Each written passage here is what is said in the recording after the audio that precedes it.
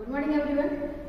आज मैं ये जो वीडियो बना रही हूँ ये मोस्ट अवेटेड वीडियो है और बहुत से बच्चों का बार बार कमेंट्स आ रहा है कि EES जो सब्जेक्ट है हमारा, जो इंजीनियरिंग के जो स्टूडेंट्स होते हैं उन बच्चों के लिए होता है। तो इम्पोर्टेंट क्वेश्चन सभी को लगते हैं और एग्ज़ाम पास में आ रहा है तो हर बच्चा चाहेगा कुछ इम्पोर्टेंट क्वेश्चन मिल जाए जिसको कि हम तैयार करके और एटलीस्ट अपने एग्ज़ाम को प्रॉपर तरीके से क्लियर कर सकें। तो इसके लिए मैंने बहुत ही सिलेक्टेड क्वेश्चंस निकाले हैं और जो लास्ट ईयर के जो क्वेश्चन पेपर्स हैं उनको रेफ़र किया है और उसके बाद जो एक गैसिंग जिसको अपन बोल सकते हैं वो मैंने निकाल कर दी है और मैं एक्सपेक्ट करती हूँ कि डेफिनेटली इसमें से क्वेश्चंस आना चाहिए। तो जो बच्चे पूरा प्रिपेयर कर रहे हैं वो तो बहुत अच्छी बात है, पर ये क्वेश्चन को थोड़ा ज़्यादा फोकस्ड करके जाना ताकि इसमें से क्वेश्चंस आए और आप बहुत अच्छे आंसर्स कर सकें। सबसे पहले हम मॉड्यूल्स नंबर 1 जो चैप्टर नंबर 1 यूनिट नंबर 1 है उस पर अपन बात करेंगे। उसमें जनरली रिन्यूएबल और नॉन रिन्यूएबल एनर्जी रिसोर्सेज हैं।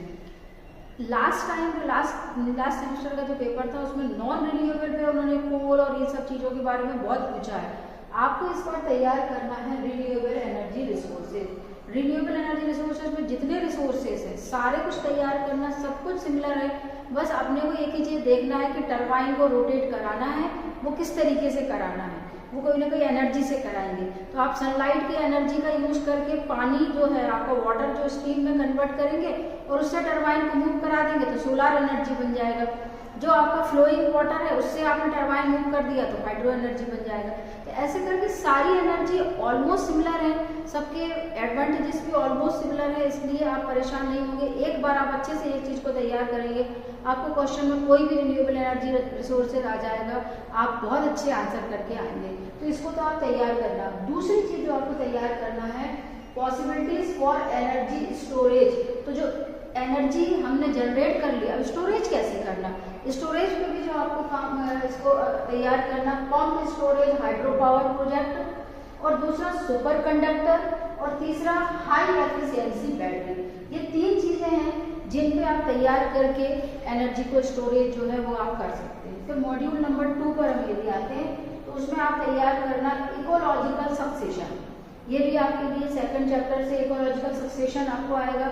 एनर्जी फ्लो मॉडल जो है वो लास्ट टाइम आ चुका है, होप सो कि इस बार रिपीट ना हो, पर ये नहीं आया इसलिए इनको तैयार करेंगे। फूड चेन फूड वे बहुत इजी है, सभी बच्चे तैयार करके आना और अच्छे से विद डायग्राम और पूरा आप तैयार उसको अच्छे से एक्सप्लेन करके आना।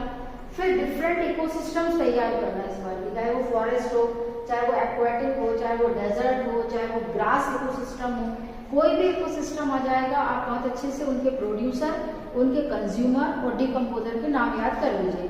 कभी भी कोई भी आपका इकोसिस्टम आ जाएगा, आपको पता है कि ग्रास है तो उसका प्रोड्यूसर ग्रास ही होगा, या फॉरेस्ट है तो उसके ट्री होंगे। तो ऐसे फॉरेस्ट के नाम, कंज्यूमर्स के नाम और डिकम्पोजर के नाम याद करके बाकायदा बहुत अच्छे तरीके से पिरामिड बना करके रिप्रेजेंट करके आना। मॉड्यूल नंबर 3 में है बायोडाइवर्सिटी, जो कि बहुत इंपॉर्टेंट। बायोडाइवर्सिटी तो कोई भी स्टूडेंट्स नहीं छोड़ेगा, बहुत अच्छे से करके आएगा। चीज़ों को अच्छे से डेप्थ में जाकर के एकदम डीप नॉलेज बायोडाइवर्सिटी का लेना। उसके अलावा इसमें आप वैल्यूज, थ्रेटनिंग्स और कंजर्वेशन तो हमेशा आता है, इंस्टीट्यूट कंजर्वेशन आप अच्छे से तैयार कर रहे हैं तो बायोडाइवर्सिटी को छोड़ने का है ही नहीं, मोस्ट इंपॉर्टेंट क्वेश्चन है। अब मॉड्यूल नंबर 4 में हम आते हैं। लास्ट एग्जाम में एक भी पॉल्यूशन नहीं आया इस बार।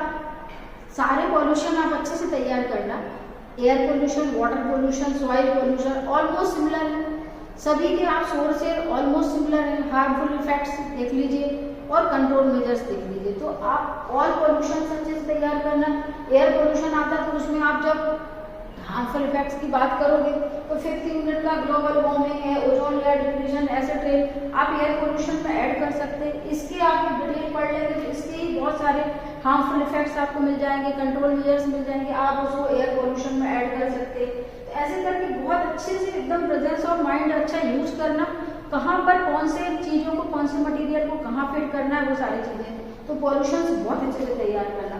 अब लास्ट टाइम क्या है, सॉलिड वेस्ट मैनेजमेंट आ चुका है, तो इस बार आप वेस्ट डिस्पोजल मेथड्स, जो डिस्पोजल की मेथड्स है, ओपन जो बनने पर अपन ने देखा था, ओपन डंपिंग है, लैंड फिलिंग है, पल्वराइजेशन है और इंसिनरेशन कंजर्वेशन है, सी है, ये सारे कुछ आपको सारे डिस्पोजल की मेथड्स जो हैं वो आप अच्छे से तैयार करना। इसके बाद आपको नेचुरल डिजास्टर्स जो कि फ्लड्स, अर्थक्वेक, लैंडस्लाइड्स और साइक्लोन, ये चारों आपको नेचुरल डिजास्टर्स लास्ट टाइम नहीं आए हैं, इस बार बहुत पॉसिबिलिटी है कि आएगा ही आएगा।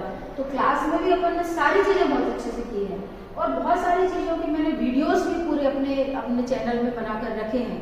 आप वहाँ से भी अपनी चीज़ों को देख करके नॉलेज ले सकते हैं। क्लासेस अटेंड यदि नहीं कर पाए हैं आप, तो आप वीडियो से भी आप चीज़ों को नोट्स बना सकते हैं और लर्न कर सकते हैं। तो नेचुरल डिजास्टर्स आप अच्छे से करना। और मॉड्यूल नंबर 5 जो है उसमें 3 चीज़ें जो बहुत इंपॉर्टेंट है, global warming, ozone layer depletion, acid rain, ये तो आपको छोड़ना ही नहीं है। इनमें से तो 1 या 2 short note, long note, short note में long note, long lengthy question आएगा। ये तीनों चीज़ों को आप अच्छे से तैयार करेंगे। और इसके बाद है environmental protection act. Environmental protection act भी नहीं आया, किस बार आएगा। और यदि इसके अलावा, इस एक्ट के अलावा कोई दूसरे एक्ट आ जाते, मान लो एयर प्रोटेक्शन एक्ट आ जाता या वाटर प्रोटेक्शन एक्ट आ जाता, तो इन्वायरमेंट प्रोटेक्शन एक्ट में हमने सब चीज़ों को प्रोटेक्ट कर लिया है। तो अलग से यदि एयर प्रोटेक्शन या आपका मान लीजिए दूसरा कोई वाटर प्रोटेक्शन एक्ट कुछ भी आता है, तो आप यहाँ से भी मटीरियल्स को लेकर के अपने आंसर में दूसरे एक्ट के अंतर्गत भी आप अपने आंसर्स को मेंशन कर सकते हैं। सेपरेट भी आप प्रिपेयर कर लीजिए, पर इन्वायरमेंटल प्रोटेक्शन एक्ट तो आपको करना ही करना। तो ये एकदम शॉर्ट में मैंने कुछ सिलेक्टेड क्वेश्चंस निकाले हैं और होप्स हो कि इनमें से आपको जो है वो इम्पोर्टेंट क्वेश्चन में से आपको मेन एग्जाम में आना चाहिए। All the best, good luck for your examination. Thanks for watching.